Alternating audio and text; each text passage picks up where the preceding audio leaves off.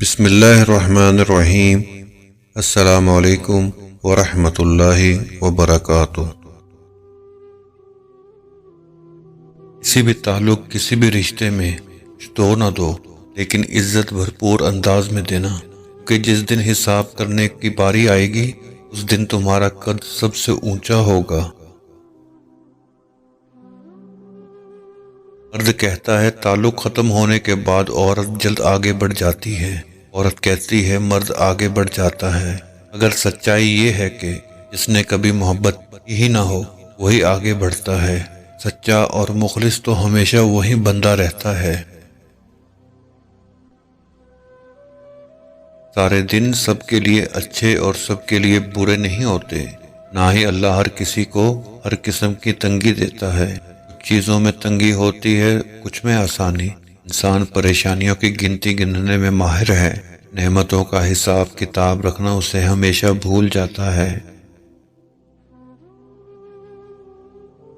وہ اس دن مجھ سے کہنے لگی، میرے ایک دوست نے مجھ سے کہا ہے انسان کو جس سے محبت ہو وہ چھوڑ کر بھی چلا جائے تو اسے بد دعا نہیں دینی چاہیے۔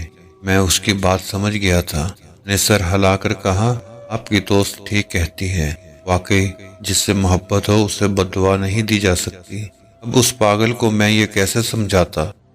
بد دعا صرف ہاتھ اٹھا کر منہ سے نکلے ہوئے الفاظ کا مجموعہ تو نہیں، جو دی جائے لگ جائے۔